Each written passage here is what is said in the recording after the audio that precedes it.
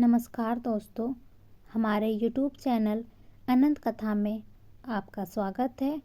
आज मैं आपको तेनालीरामा की कहानी नली का कमाल सुनाने जा रही हूँ। एक बार राजा कृष्णदेव राय अपने दरबारियों के साथ चर्चा कर रहे थे। चर्चा करते करते अचानक बात चतुराई पर होने लगी। महाराज कृष्णदेव राय के दरबार में राजगुरु से लेकर कई अन्य दरबारी तेनालीराम से जलते थे। ऐसे में तेनालीराम को नीचा दिखाने के लिए एक मंत्री दरबार में बोल पड़ा कि महाराज, दरबार में एक से बढ़कर एक बुद्धिमान और चतुर लोग मौजूद हैं और अगर मौका दिया जाता है तो हम सभी अपनी चतुराई आपके सामने पेश कर सकते हैं। महाराज कृष्णदेव राय ने हैरत में पड़ते हुए पूछा, किंतु क्या मंत्री जी? इस पर सेनापति बोले, महाराज, मैं आपको बताता हूँ कि मंत्री जी के मन में क्या बात है। दरअसल इस दरबार में तेनालीराम के अलावा किसी को भी अपनी चतुराई साबित करने का मौका नहीं दिया जाता है।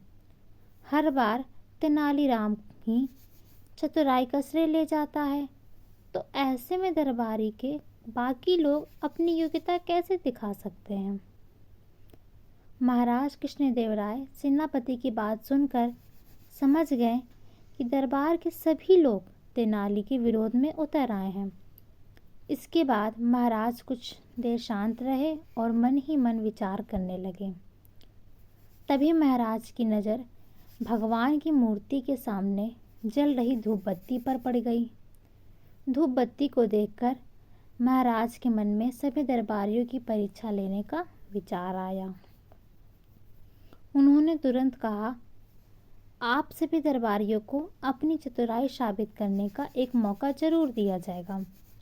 जब तक सभी दरबारी अपनी चतुराई साबित कर देते, तेनालीरामन बीच में नहीं आएगा। यह सुनकर दरबार में मौजूद लोग खुश हो गए। उन्होंने कहा, ठीक है महाराज, आप बताइए कि हमें क्या करना होगा।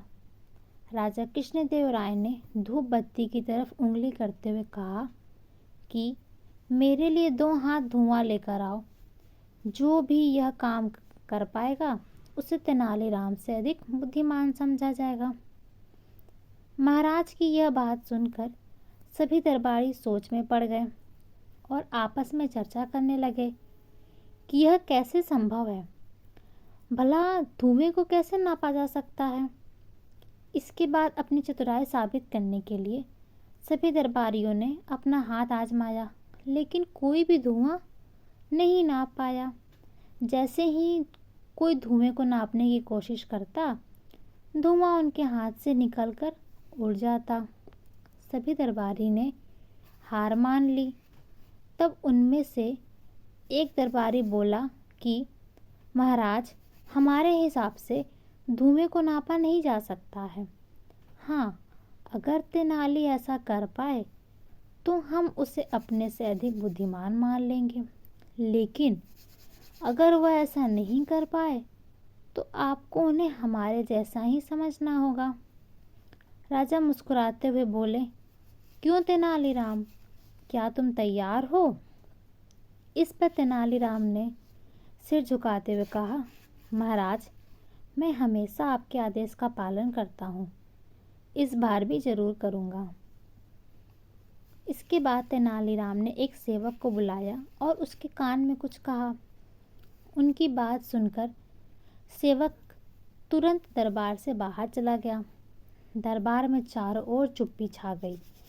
सभी यह देखने के लिए उतावले हुए जा रहे थे कि आखिर कैसे तेनालीराम राजा को 2 हाथ धुआं देगा।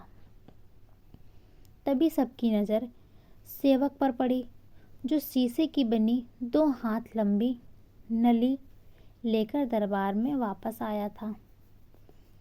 तेनालीराम ने उस शीशे की नली का मुंह धूप बत्ती से निकालते धूप बत्ती पर लगा दिया।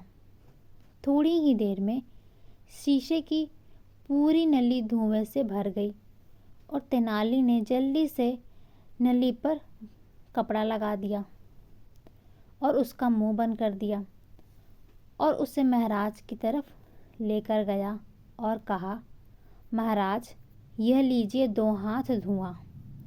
यह देख महाराज के चेहरे पर मुस्कान छा गई और उन्होंने तेनालीराम से